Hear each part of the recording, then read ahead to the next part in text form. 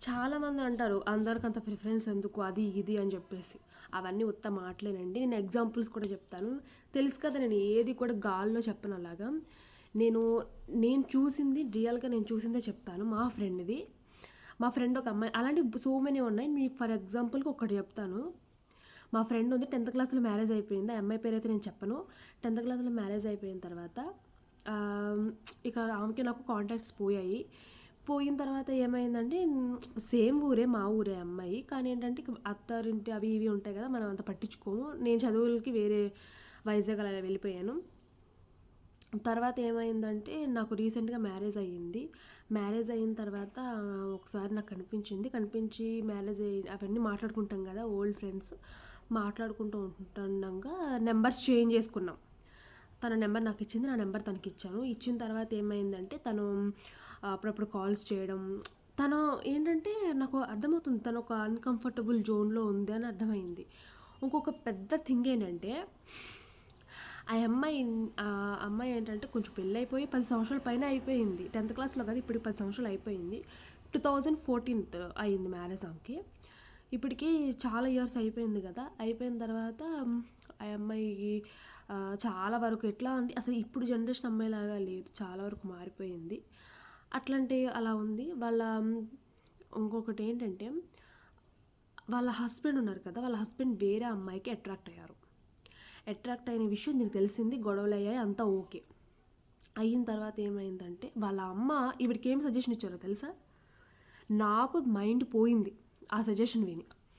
నువ్వు అందంగా లేవు. నువ్వు అందంగా లేకపోవడం వల్లే మీ ఆయన వేరే అమ్మాయి వంక చూశాడు. వేరే అమ్మాయితో ఉండడానికి ఇష్టపడుతున్నాడు అనేసి చెప్పారు. అసలు పెళ్లి చేసుకొని 10 సంవత్సరాలు కలిసుండి ఇద్దరు పిల్లల్ని కని అంత అన్యోన్యంగా ఉన్న దంపతులు అసలు అందం చూడడం ఏంటి? మీరు అన్నారు కదా అందం ఎప్పుడు చూసి అందం మీద పడతారు. అందం లేకపోతే బతకలేరా? అయి ఎలా అంటే పల్లెటూరులో చాలా ఘోరంగా మాట్లాడతారు. ఎప్పుడు చూసినా సోగు చేసుకుంటది. దీనికి అసలు పని పాట ఉండదు. పెద్ద పనికి మాలింది. ఇట్లా మాట్లాడతారు. అలా అంటారు కదా! అన్నప్పుడు వాళ్ళమ్మ చెప్తుంది. నువ్వు అందంగా లేవు. అందుకనే ఆ క్రీమ్స్, ఈ క్రీమ్స్ రాయి. నువ్వు నీట్‌గా తయారయ్యుండు. నువ్వు నీట్‌గా తయారవ్వడం అంటే ఏంటంటే తెల్లగా ఉండాలంట. అందంగా ఉండాలంట. జుట్టు ఇంత పొడుగు ఉంచుకోవాలంట. అట్లా ఉంటే మీ భర్త నిన్ను వదిలిపెట్టి ఎక్కడికి పోడు. నువ్వు అందంగా లేవు కాబట్టి నీ భర్త అటు వేరే అమ్మాయి వైపు వెళ్ళాడు అనేసి అంటున్నారు. ఇది ఎంతవరకు కరెక్ట్ అండి అసలు? ఇప్పుడు చెప్పండి. అందానికి వాల్యూ ఉందా లేదా? అందానికి ఏముండదు మనసు అది ఇది అందరూ ఒకేలా ఉంటారు అని మాత్రం అనకండి.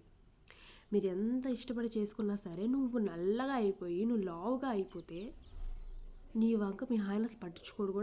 ఎక్కడో కొంతమంది ఉంటారండి 1%. వాళ్ళకి దేవుళ్ళే అని చెప్పొచ్చు. మన వ్యక్తిత్వాన్ని చూడాలి కానీ మన మెరుపులు చూడకూడదు. నాకు అప్పుడు అనిపించింది అంటే అందం లేకపోతే హస్బెండ్ కూడా పట్టించుకోడా అనేసి. మరి అబ్బాయి ఎలా అయినా ఉండొచ్చు. కానీ అమ్మాయి మాత్రం ఖచ్చితంగా అందంగానే ఉండాలి. అప్సరసలాగా ఉండాలి. 2 పిల్లల తల్లి అందంగా ఎలా ఉంటుందండి? ఇప్పుడు ఆమె మెయింటైన్ చేసి ఏమన్నా మిస్ ఇండియా కాంపిటీషన్స్‌కి వెళ్ళాలా? ఎక్కడ ఉంది సమాజం? మరి అలాంటి వాళ్ళకి బుద్ధి చెప్పరేంటి? అతను అక్కడికి వేరే అమ్మాయి దగ్గరికి వెళ్ళడం రాంగ్ కాదు. నువ్వు అందంగా లేకపోవడమే తప్పు. చాలా బాధగా అనిపించింది ఆ విషయం చెప్పగానే. నేను షాక్ అయ్యాను.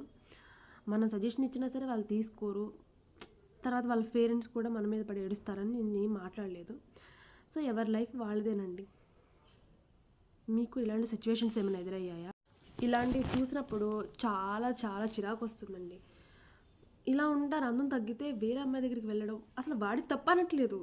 తినది తప్పు అంటున్నారు. నువ్వు అందంగా లేవు. నువ్వు లావు అయిపోయావు. నువ్వు నల్లగా అయిపోయావు. నువ్వు అందంగా తయారవు. అప్పుడు మీ ఆయన ఎక్కడికి పోడు అనేసి. ఇకనైనా మారండి ప్లీజ్. ఓకే ఇంతేనండి ఈరోజు వీడియో. రేపు మళ్ళీ ఇంకొకటి చెప్పాలి మీకు.